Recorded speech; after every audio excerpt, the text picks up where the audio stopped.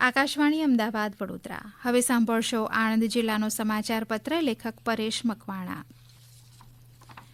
March મહિનામાં જ ગરમીની શરૂઆત થઈ ગઈ છે અને ચરોતર પ્રદેશ તરીકે જાણીતા આણંદ જિલ્લામાં અવારનવાર મિશ્ર ઋતુના અનુભવ સાથે માર્ચના આખરમાં તો મહત્તમ તાપમાનનો પારો 40 ડિગ્રી સુધી પહોંચી ગયો હતો, જેથી આવનારા દિવસોમાં આકાશમાંથી સૂરજદાદા અગનગોળા વરસાવશે તેવું લાગી રહ્યું છે. ગ્લોબલ વોર્મિંગના કારણે અવારનવાર ઋતુઓમાં ફેરફાર થયા કરે છે, તેના કારણે ઋતુચક્ર ગૂંચવાય છે. આણંદ જિલ્લામાં ધોરણ 10 અને 12ની ગુજરાત માધ્યમિક શિક્ષણ બોર્ડ દ્વારા લેવાતી પરીક્ષાઓ શાંતિપૂર્ણ માહોલમાં પૂર્ણ થઈ છે. શાળા અને કોલેજોની પરીક્ષાઓ શરૂ થઈ છે. જિલ્લામાં હોળી ધૂળેટી પર્વની ધામધૂમથી ઉજવણી કરવામાં આવી હતી.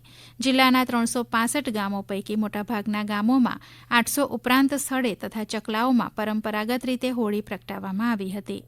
છેલ્લા કેટલાક વર્ષોથી હોળીના તહેવારમાં મોટા પાયે થતા વૃક્ષોના નિકંદનને અટકાવવા માટે વૈદિક હોળીની શરૂઆત પણ કરવામાં આવી છે, જેમાં માત્ર ગાયના છાણમાંથી તૈયાર કરેલ હોળી સાથે વિવિધ પ્રકારના આયુર્વેદિક તત્વો વગેરે ભેગા કરીને હોળી પ્રગટાવવામાં આવતી હોય છે.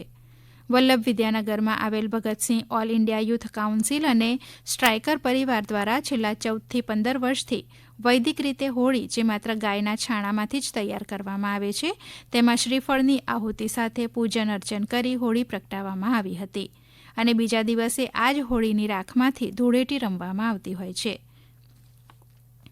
બીજી તરફ ખ્રિસ્તી ધર્મના સ્થાપક પ્રભુ ઈસુના મૃત્યુદિનને ગુડ ફ્રાઇડે અને તે પછીના રવિવારને ઇસ્ટર સન્ડે તરીકે મનાવવામાં આવતો હોય છે. આ દિવસે પ્રભુ ઈસુ ખ્રિસ્તના સજીવન થવાના આનંદમાં ઉજવણી કરવામાં આવી હતી.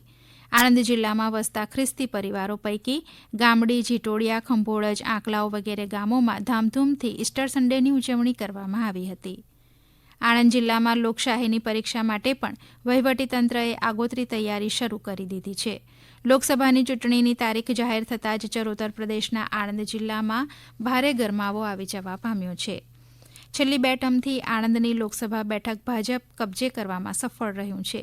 જે બેઠક કોંગ્રેસનો ગઢ ગણાતી હતી, તેને માત્ર 4 વખત જ ભાજપે મેળવી છે. આણંદ લોકસભા બેઠકનો અગાઉ બૃહદ ખેડા જિલ્લામાં ખેડા ઉત્તર તરીકે સમાવેશ થતો હતો, જેમાં સરદાર વલ્લભભાઈ પટેલના પુત્રી મણિબેન પટેલ પણ પ્રથમ સાંસદ રહી ચૂક્યા છે.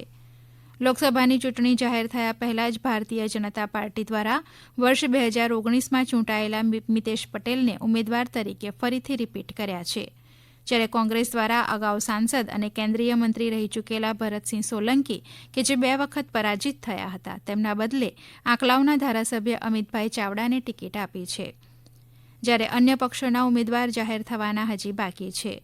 ભાજપ પ્રધાનમંત્રી નરેન્દ્ર મોદીનો 10 વર્ષનો સત્તાકાળ અને વિકાસના કામોને આગળ કરી પ્રચાર કરી રહ્યો છે, જ્યારે કોંગ્રેસ સત્તા પરિવર્તનની માંગ સાથે જિલ્લાના વિકાસ અને મોંઘવારી જેવા પ્રશ્નો સામે લડત આપી રહ્યો છે. આણંદ જિલ્લામાં 7 વિધાનસભા મતવિસ્તારનો સમાવેશ કરવામાં આવ્યો છે, જેમાં આણંદ, ઉમરેઠ, બોરસદ, પેટલાદ, ખંભાત, આંકલાવ અને સોજિત્રા વિધાનસભાનો સમાવેશ થાય છે. જિલ્લાના વિકાસની વાત કરીએ તો હાલ ગુડ્સ ટ્રેન માટેનો western railway dedicated freight corridor, જે દિલ્હીથી મુંબઈ માટે બનાવાઈ રહ્યો છે, તે ઉપરાંત નિર્માણાધીન બુલેટ ટ્રેન પ્રોજેક્ટ પણ આણંદ જિલ્લામાંથી પસાર થતો હોવાથી વિકાસને વધુ વેગ મળશે. આણંદ રેલવે સ્ટેશનને સ્માર્ટ સ્ટેશન બનાવવાની રેલવે મંત્રીએ જાહેરાત કરી છે. આણંદથી ગોધરા અને આણંદથી ખંભાત જતી રેલવે લાઇન ડબલ ટ્રેક કરીને ઇલેક્ટ્રિક બનાવવામાં આવી છે.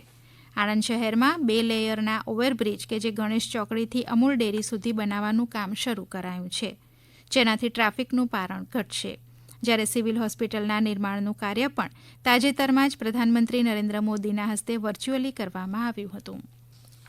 આપ સાંભળી રહ્યા હતા આણંદ જિલ્લાનો સમાચાર પત્ર. લેખક પરેશ મકવાણા. પ્રસારણ આકાશવાણીના અમદાવાદ વડોદરા કેન્દ્ર પરથી કરવામાં આવ્યું.